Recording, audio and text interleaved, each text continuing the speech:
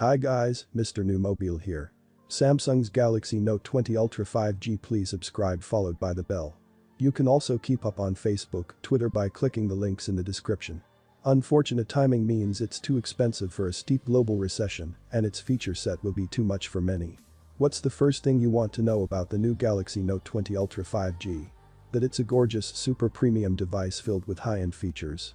That I genuinely enjoy using the phone, including its exceptional 6.9-inch screen, sharp 5x optical zoom camera and a stylus for annotating screenshots and taking notes. Or that, as Samsung's most advanced phone, the Note 20 Ultra makes small but significant enhancements over the Note 10 Plus, especially when it comes to photography. The Galaxy Note 20 Ultra is a do-everything phone, and the line has always been one that Samsung has positioned for a rarefied group of Android power users who want top-shelf everything. If you're someone who believes the person with the most phone toys wins, listen up. But if you're looking for value, or even a phone for the times, in a climate of deep global recession, steep unemployment and waves of lockdowns, the Note 20 Ultra will make even less sense for you than before. Unless you already know you can't live without it, it's hard to recommend the Ultra for all but the most loyal Note fans, or people upgrading from older phones. Why? Let's start with the price. The Note 20 Ultra is really expensive. It begins at $1,300 for the 128GB version, you can also buy it in 512GB. Then there's the fact that if your active work and social lifestyle has changed at all, like mine has, you won't truly take advantage of all the features it has to offer. Will the Note 20 Ultra still be the phone you want to use post-pandemic, or will a better upgrade come along by then? I've always enjoyed using a Galaxy Note for the stylus as well as the sleekness of the line's design. The Ultra produces top-notch specs, checks all the boxes, and I want to love it. But for me, it doesn't totally come together, and in terms of value, it's a miss. If you get a good enough trade-in deal or bundled offer, I think you'll be happy with the features and performance, even if some aspects, the camera bump, aren't your favorite. But if you want to reserve a little money this year and save your splurge when you have more certainty and freedom of movement, there are plenty of excellent devices well below $1,300 that will see you through until then, including the Google Pixel 4a, Samsung Galaxy A51, iPhone 11 or 11 Pro and OnePlus 8 or 8 Pro. Scroll all the way to the end for the full list of specs compared to the standard Galaxy Note 20. Samsung also has one more super ultra premium phone planned for the end of the year. It's Galaxy Z Fold 2, which goes on pre-order September 1st. I'm in love with the mystic bronze color of my Note 20 Ultra review unit. It's got a subtle shimmer that to me feels understated and elegant without losing a dynamic finish. In certain lighting, it looks rose gold. The matte finish does a lot to keep fingerprints on the back to a minimum, I can barely see them. Switching to the S Pen will immediately keep the screen cleaner than typing with your fingers, but I use both input methods on the phone. Mystic White and Mystic Black, which I have not seen in person, have glossy glass backings. The 6-point display is excellent. Clear and sharp, with an approach to the 120Hz screen refresh rate that's much more polished and useful than Samsung's first attempt with the Galaxy S20 Plus and S20 Ultra.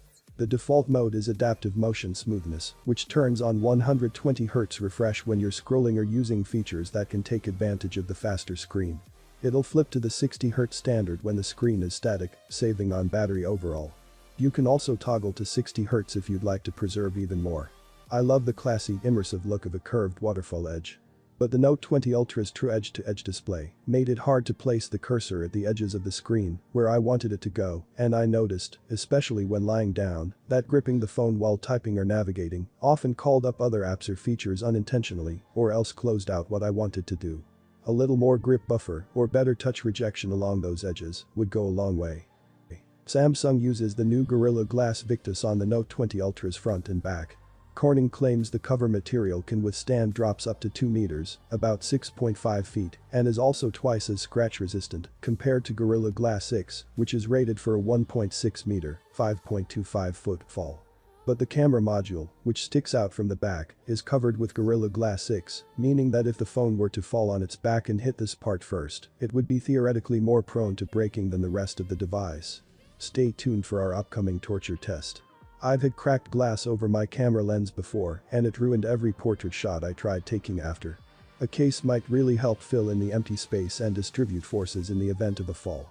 When I first got the review unit from Samsung, I described the design as Siren meets Cyclops.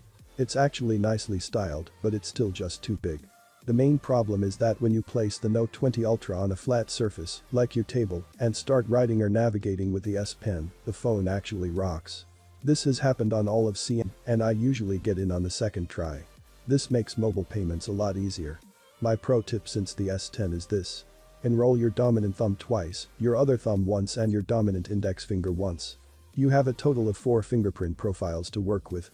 The phone's 5x optical zoom is really sharp and produces excellent shots when there's ample lighting. I liked how a tip popped up on screen as I took a photo of a buttery multi-layered croissant, suggesting I shoot a 2x and pull back. Much better photo. Samsung pulled back from 100x base zoom on the S20 Ultra, and I'm glad. The 50x zoom on the Note 20 Ultra is enough for most uses and much improved with a higher optical zoom output to start with. Use it to capture scenes you might ordinarily be too far away to get, like a cute dog with its head out the window, a hawk circling overhead or shooting a funny street sign. Taking photos with the Note 20 Ultra phone was a lot of fun. I was a little limited by the present circumstances with the range of photos I naturally wanted to take, but I still found shots I loved. Purple clouds rippling in an impossibly pink Ultra has a 108 megapixel camera feature, which lets you take a detailed shot and crop photos after the fact. My results were uneven, with a blown-out photo of a flower that completely lacked detail, to a fairly successful shot of a bug that had landed on my shirt. Night mode and selfie quality were solid, and I especially like the new selfie filter that lets you warm up or cool down the tone before you take a shot. Pro video mode is a Note 20 Ultra exclusive and is packed with settings that are frankly over my head because I'm not a professional videographer. I did like being able to change the microphone direction, and smoothly zooming in was a nice feature, but quality during night shoots was poor. Keep an eye out for our in-depth Note 20 Ultra versus iPhone 11 Pro Max camera comparison. The Note 20 Ultra's 4500 mAh battery is smaller than the S20 Ultra's 5000 mAh battery, but lasted much longer during my testing period. I'm not hotspotting for hours during a commute these days or going out from early morning until late night, which makes it harder to compare anecdotally.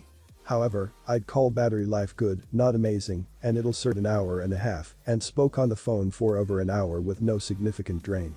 I routinely take 2 hours of meetings calls while on a because of the 120 GHz refresh rate, the S Pen writes noticeably faster. There's also lower latency overall, under 9 milliseconds, according to Samsung. I also feel my writing is neater. Samsung introduces new features, like handwriting auto straighten and PDF importing, which I like.